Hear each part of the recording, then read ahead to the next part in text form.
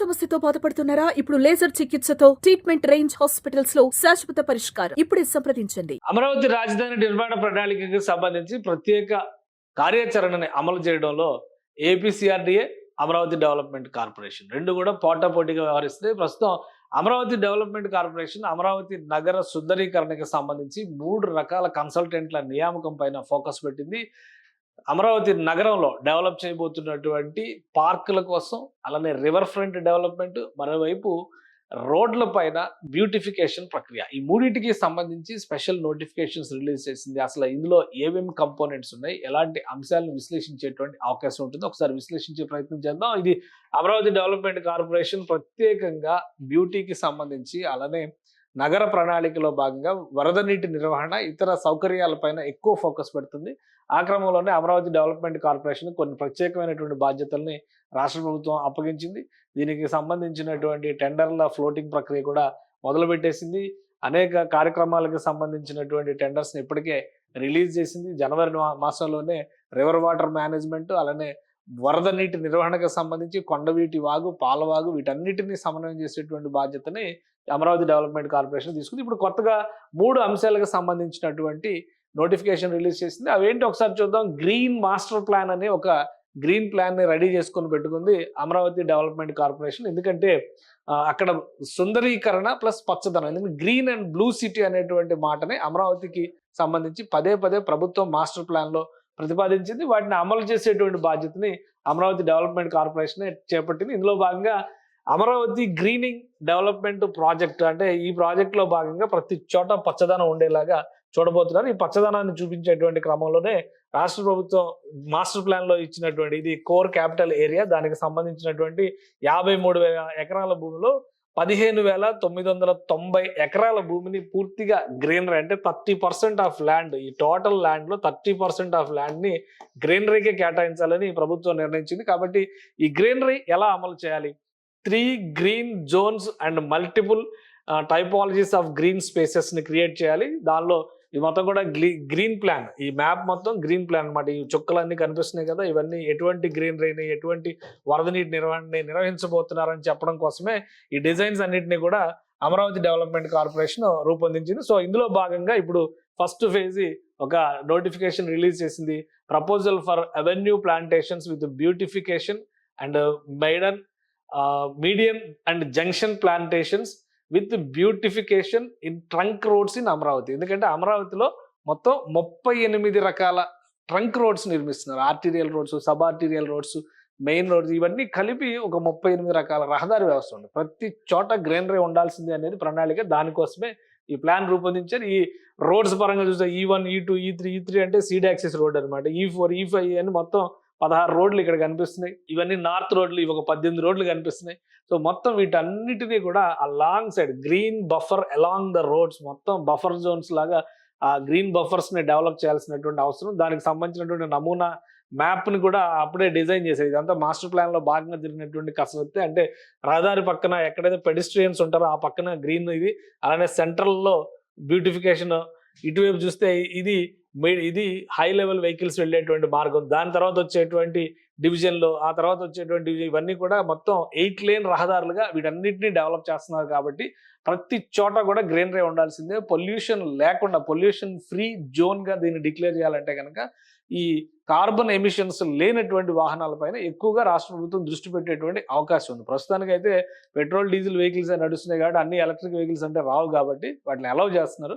కాకపోతే క్రమక్రమంగా వాటిని పూర్తిగా నిర్మూలించాలి. గ్రీన్ బెల్ట్ డెవలప్మెంట్ చేసేటువంటి క్రమంలోనే ఇవన్నీ కూడా, ఈ కాన్సెప్ట్స్ అన్ని కూడా తీసుకున్నారు. సో ఈ మోడల్లో డెవలప్మెంట్ కోసం కొన్ని నమూనా చిత్రాలను రూపొందించారు. ఈ విధంగా ఉంటుంది భవిష్యత్తు అమరావతి. అక్కడ వాడేటువంటి పూల మొక్కలకు సంబంధించినటువంటి డీటెయిల్స్ కూడా పెట్టారు. ఇది softscape design proposed for seed access road, E3లో ఉన్నటువంటి మెయిన్ రోడ్ ఇదే అవుతుంది అమరావతిలో. సో ఇలా గ్రీన్ బెల్ట్ తో డెవలప్ చేయాలనేటువంటి అంశం పైన ఇవన్నీ గ్రీన్ ఏరియాస్ మీరు చూస్తే కనుక ఇది నెక్స్ట్ లెవెల్లో. నెక్స్ట్ రెండో ప్రపోజల్ ఏంటంటే request proposal for development of parks with landscapes and plantations in Amaravati. అమరావతిలో చాలా పార్కుల్ని హై లెవెల్, మీరు ఒక విషయం గమనిస్తే హైదరాబాద్ లో డెవలప్ చేసినటువంటి చాలా పార్కులు చంద్రబాబు నాయుడు గారి ప్రభుత్వ హయాంలో జరిగినాయి. చెప్పాలంటే కాసు బ్రహ్మానందరెడ్డి పార్క్ దగ్గర నుంచి మొదలుకున్నారు. అంతకు ముందర ఉన్న పార్కే, కానీ పేరు పెట్టడం కానీ దాన్ని ఒక వాకర్స్ పాత్ గా, వాకర్స్ హెవెన్ గా మార్చింది ఆ గవర్నమెంట్ హయాంలోనే. అలానే కృష్ణకాంత్ పార్క్ కావచ్చు, ఇంకా చాలా పార్కులు ఉన్నాయి. ఈ జలగం వెంగళరావు పార్క్ కావచ్చు, ఇవన్నీ కూడా వరుసగా అప్పుడు గ్రీన్ బెల్ట్ డెవలప్మెంట్ భాగంలోనే చేశారు. ఇప్పుడు అమరావతిలో కూడా అలానే గ్రీన్ బెల్ట్ డెవలప్మెంట్ లో భాగంగా చూస్తే శాఖమూరు పార్క్ ఇది ఒక్కటే 190 ఎకరాల్లో విస్తరించి ఉంది. మల్కాపురం పార్క్ 21 ఎకరాల్లో విస్తరించి ఉంది. అనంతపురం పార్క్ 35 ఎకరాల్లో విస్తరించింది. మొత్తం కలిపి చూస్తే 246 ఎకరాల పార్కులు ఉన్నాయన్నమాట. ఇవన్నీ కూడా రీజనల్ పార్క్స్ కింద రాష్ట్ర ప్రభుత్వం డిజైన్ చేసింది. వీటికి సంబంధించినటువంటి మ్యాప్స్ కూడా మనం ఇక్కడ చూడొచ్చు. ఇగో ఇవి 3 యాంగిల్స్ లో కూడా, అంటే అడ్మినిస్ట్రేటివ్ ఏరియాకి సంబంధించినటువంటి 3 మార్గాల్లో కూడా వీటిని డెవలప్ చేస్తున్నారు. సో వాటికి సంబంధించి ఈ డెవలప్మెంట్ ప్రాజెక్ట్ లో కన్సల్టెంట్స్ ని ఇన్వైట్ చేసింది, ప్రపోజల్స్ ని, కన్సల్టెంట్స్ ని.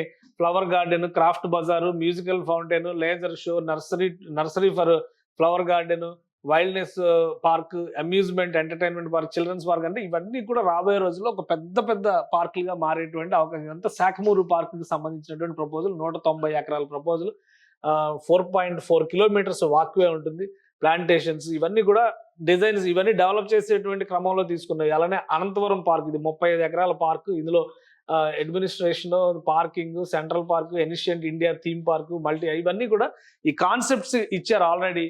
ఈ కాన్సెప్ట్స్ తగ్గట్టుగానే వీళ్ళు డెవలప్మెంట్ ప్రాసెస్ ను కూడా ముందుకు తీసుకెళ్లాల్సినటువంటి అవసరం ఉంటుంది. 21 ఎకరాస్ లో ఇది మల్కాపురం పార్క్ ని ఆల్రెడీ ఈ మధ్య గ్రీన్ బెల్ట్ డెవలప్ అయిందని ఈ పార్క్ కి సంబంధించినటువంటి ఫోటోలు కూడా తెగ వైరల్ అయినాయి కూటమి ప్రభుత్వం వచ్చిన కొద్ది రోజుల్లోనే. సో అది పార్కులకు సంబంధించినటువంటి కథ. ఇంకొకటి చూస్తే కనుక beautification of reservoirs and canals and వాగుస్. దీనిలోనే రివర్ ఫ్రంట్ అనేటువంటి కాన్సెప్ట్ కూడా ఉంది. రివర్ ఫ్రంట్ కూడా డెవలప్ చేయాలనేటువంటి దానికి సంబంధించినటువంటి ప్రపోజల్స్ ని ఇన్వైట్ చేస్తుంది అమరావతి డెవలప్మెంట్ కార్పొరేషన్. సో ఈ కెనాల్స్ కి సంబంధించినటువంటి డీటెయిల్స్ ఏమున్నాయో ఒకసారి చూద్దాం. ఇందులో ప్రపోజ్ చేసినటువంటి వాటిలో కెనాల్స్ కి సంబంధించిన green buffer along with Kondaveeti Vagu, Palavagu and gravity canal, 3 ప్రధానమైనటువంటి కాలువలు అమరావతిలో వస్తున్నాయి. ఒకటి ఏంటంటే రివర్ వాటర్ మేనేజ్మెంట్ లో భాగంగా కొండవీటి వాగుకు సంబంధించినటువంటి నీటిని ప్రకాశం బ్యారేజ్ కి ఎగువన కనెక్ట్ చేసేటువంటి ప్రాజెక్ట్ ఆల్రెడీ కంప్లీట్ అయింది. దాని లిఫ్ట్ ఇరిగేషన్ మీద కాలువల వెడల్పు చేసేటువంటి ప్రక్రియ నడుస్తుంది. దానికి సంబంధించి టెండర్స్ కూడా ఫైనల్ అయినాయి, పనులు అలాట్మెంట్ కూడా జరిగింది, జనవరిలోనే కంప్లీట్ అయింది. తర్వాత పాలవాగుకు సంబంధించినటువంటి నీటి నిర్వహణ కూడా అమరావతి డెవలప్మెంట్ కార్పొరేషన్ పరిధిలోనే జరుగుతుంది. దానిపైన ఫోకస్. ఇంకోటి గ్రావిటీ కెనాల్ ఒకటి తవ్వుతున్నారు. ఇది కృష్ణా నదికి ఎగువ నుంచి వచ్చి అమరావతి నగరంలో, ఇప్పుడు ఏదైతే గ్రాఫిక్స్ లో మనం చూస్తూ ఉన్నామో అమరావతి సెక్రటేరియట్ ఐకానిక్ బిల్డింగ్స్ మధ్యలోంచి కొన్ని కాలువల రూపంలో వెళ్తున్నటువంటి మార్గాలన్నీ కూడా ఈ గ్రావిటీ కెనాల్. దీంతో ఇది సీడ్ యాక్సిస్ రోడ్డుకి సమాంతరంగా వచ్చేటువంటి కాలువ. దీనిలో పడవ ప్రయాణం చేసేందుకు కావాల్సినటువంటి వెసులుబాట్లు కూడా భవిష్యత్తులో తీసుకొస్తారు. అంటే వాటర్ ఇరిగేషన్, వాటర్ ట్రావెలింగ్, అంటే కెనాల్ ట్రావెలింగ్ సిస్టమ్స్ ని, ఎలా అయితే ఇప్పుడు వాటర్ రూట్స్ ని డెవలప్ చేయాలని గతంలో అనుకున్నారో, బకింగ్హామ్ కెనాల్ లాంటి వాటిని చెన్నై వరకు కనెక్ట్ చేయాలని చెప్పి అనుకున్నారో, అదే తరహాలో అమరావతి ప్లాన్ లోనే ఈ కెనాల్ రూట్స్ అనేవి ముందుగానే డిజైన్ అయి ఉన్నాయి. కాబట్టి వాటి అన్నిటిపైన ప్రత్యేకమైనటువంటి ఫోకస్ పెట్టారు. Palavagu canal spreads of 16.7 kilometres with ranging from 20 to 30 metres. ఇది పాలవాగుది. అలానే కేవీ కెనాల్ సెక్షన్. ఇంకొకటి గ్రావిటీ కెనాల్ 8 కిలోమీటర్లు ప్రపోజ్ చేశారు. అది ఈ మొత్తం 15 ఎకరాల్లో ఉన్నటువంటి మార్గాలు, వాటికి సంబంధించినటువంటి మ్యాప్స్. తర్వాత రివర్ ఫ్రంట్ బ్యూటిఫికేషన్, అంటే కాలువకి సంబంధించినటువంటి ఒడ్డు ఇక్కడ ఉంటే బఫర్ జోన్ కొంత వదిలేసి ఆ ఎగువ మొత్తం కూడా గ్రీనరీ డెవలప్మెంట్ ఉంటుంది, అటు ఇటు 2 వైపులా కూడా. సో ఇవన్నీ కూడా గ్రీన్ బెల్ట్ డెవలప్మెంట్, ఎకాలజీని కాపాడేటువంటి క్రమంలో ఆ చుట్టుపక్కల ఎలాంటి మొక్కలు, పర్యావరణ హితమైనటువంటి మొక్కలు ఎలాంటి వాటిని పెంచాలి, ఏ మొక్కలను పెంచితే ground water levels, water tables దెబ్బతినకుండా ఉంటాయి, వీటన్నిటిపైన కూడా సమగ్ర అధ్యయనం చేశారు. ఇందులో కరెక్ట్ గా పనిచేయగలిగేటువంటి కన్సల్టెంట్స్ కోసం ఇప్పుడు అమరావతి డెవలప్మెంట్ కార్పొరేషన్ ఈ నోటిఫికేషన్ రిలీజ్ చేసింది. మొత్తం ఈ కెనాల్స్ కి సంబంధించినటువంటి details Anantavaram to Sakhamuru to Neerukonda to Krishnayapalem. So ఇవన్నీ కూడా డీటెయిల్ గా ఈ ప్లాన్ లో ఇచ్చారు. పార్టిసిపేట్ చేసేటువంటి వాళ్ళు దానికి తగ్గట్టుగా తమ ప్రపోజల్స్ ని పంపించాల్సి ఉంటుంది. నీరుకొండ రిజర్వాయర్ అమరావతిలో ఓన్లీ ప్రకాశం బ్యారేజ్ దగ్గర స్టోర్ అయ్యే నీళ్ల మీద డిపెండ్ అవుతుంది అనుకుంటే పొరపాటు. ఇలాంటి రిజర్వాయర్లు 3 ఉన్నాయి. అమరావతి పట్టణం ఏదైతే ఈ నగరానికి ప్లాన్ చేస్తారో ఇలాంటి రిజర్వాయర్లు 3 ఉన్నాయి. ఇవి కాకుండా పైన వైకుంఠపురం దగ్గర బ్యారేజ్ లాంటివి కడితే కనుక అక్కడి నుంచి వచ్చేటువంటి వాటర్ కూడా అమరావతికి తాగునీటికి ఎట్టి పరిస్థితిలో కొరత ఉండదు అనేటువంటి పిక్చర్ అక్కడ క్రియేట్ అయింది. సో వీటన్నిటిని కూడా ఈ రిజర్వాయర్స్ బ్యూటిఫికేషన్, ఆ సరౌండింగ్స్, కృష్ణాయపాలెం రిజర్వాయర్, ఇది ఇందాక చూసిందేమో నీరుకొండ రిజర్వాయర్. సో వీటిని ఏ విధంగా మనం డెవలప్ చేయాలనేటువంటి ఆలోచన కోసం ప్రపోజల్ పెట్టింది. దీంతో పాటు proposal for river front development in Amaravati, ఇది చాలా కీ ఫ్యాక్టర్ అవుతుంది. అమరావతికి ఏదైతే నదికి అభిముఖంగా అడ్మినిస్ట్రేటివ్ క్యాపిటల్ డెవలప్ అవుతుందో దానికి సంబంధించినటువంటి ప్రపోజల్స్ ఇవి. River front trails, river front promenades, అలానే river front streets, scenic drives, biodiversity parks, river markets, theme parks, river museum, ఇవన్నీ కాన్సెప్ట్స్ రాబోతున్నాయి. Greening development along Krishna river side for 25 kilometres with 100 metres width. అంటే 100 మీటర్ల వెడల్పుతో 25 కిలోమీటర్ల పొడవున అమరావతి నగరం విస్తరించి ఉండాలంటే కృష్ణానది ప్రకాశం బ్యారేజ్ను మొదలుకొని ఎగువన 25 కిలోమీటర్ల వరకు ఒక బ్రహ్మాండమైనటువంటి గ్రీన్ బెల్ట్ డెవలప్ చేసి ఏవైతే గ్రాఫిక్స్ లో చూపిస్తున్నారో ఇవన్నీ కూడా రియాలిటీలో తీసుకొచ్చేటువంటి ప్రణాళికలు ఇవి. ఎందుకంటే ఒక చిన్న గేటెడ్ కమ్యూనిటీకి మనకి ఏవైతే వాళ్ళు బ్రౌచర్లో ఇస్తారో అది రాకపోతే ప్లాట్ కొన్న ఓనర్లు వదిలిపెట్టరు కదా. సో అమరావతి నగర నమూనా విషయంలో కూడా ఏవైతే డిజైన్స్ చూపించారో విభాగాలుగా విభజించి మరి వాటికి ఇవన్నీ ఇప్పుడు తయారు చేసినటువంటి ప్రపోజల్స్ కావు. ఇవి 2017-18 నాటికి రెడీ అయినటువంటి ప్రపోజల్స్. అమలు చేయడానికి ఇన్ని సంవత్సరాలు పట్టింది.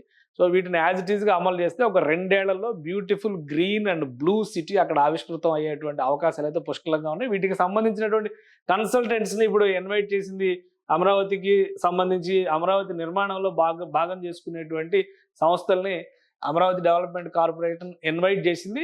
ఎవరెవరు వస్తారు దాన్ని ప్రొసీజర్ ప్రకారం ఫైనల్ కన్క్లూజన్ చేసిన తర్వాత రాష్ట్ర ప్రభుత్వం కన్సెంట్తో అమరావతి డెవలప్మెంట్ కార్పొరేషన్ L1ని డిక్లేర్ చేస్తుంది. ఆ తర్వాత పనులు మొదలవుతాయి. అంటే ఒక విషయం గమనించాల్సింది అంటే బేసిక్ ఎమ్యూనిటీస్ క్రియేషన్లో ఉండేటువంటి సంస్థలు వాటికి పనులు అలాట్మెంట్ అయిపోయినాయి. ఆగిపోయినటువంటి నిర్మాణాలను కొనసాగించడం, అలానే ప్రాథమిక దశలో ఉన్నటువంటి నిర్మాణాలను కొనసాగించడం, ఈ రెండింటికి సంబంధించినటువంటి పనులు కూడా అలాట్ అయిపోయినాయి. ఆల్రెడీ అక్కడ జరుగుతున్నాయి ఆ పనులు.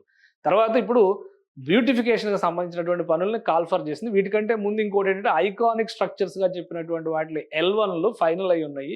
బహుశా ఒక వారం 10 రోజుల్లో అవి డిక్లేర్ చేయొచ్చు. ఆ పనులు కూడా మొదలవుతాయి. ఆ తర్వాత ఈ బ్యూటిఫికేషన్ వరకు ప్యారలల్గా 4 విభాగాలుగా విభజించినటువంటి నగర రూపాన్ని ఇచ్చేటువంటి క్రమంలో అమరావతికి సంబంధించినటువంటి నగర స్వరూపాన్ని ఆవిష్కరించేటువంటి క్రమంలో 4 విభాగాలుగా విభజించినటువంటి పని విభజన ఇక్కడ జరిగింది. అన్ని వర్క్స్ అలాట్మెంట్ అయిన తర్వాత ప్యారలల్గా అందరూ పనులు ప్రారంభించిన తర్వాత 2 నుంచి 3 ఏళ్లలో అమరావతి నగర స్వరూపం ఆవిష్కారం కావాలన్నది ప్రభుత్వ ఆకాంక్ష. దానికి తగ్గట్టుగా అటు ఏపీ CRDA కానీ ఇటు అమరావతి డెవలప్మెంట్ కార్పొరేషన్ కానీ శాయశక్తిలో పనిచేస్తున్నాయని అర్థం చేసుకోవచ్చు. సుమన్ టీవీలో మీ పర్సనల్ అండ్ బిజినెస్ ప్రమోషన్స్ కోసం కింది నెంబర్కి కాంటాక్ట్ చేయండి.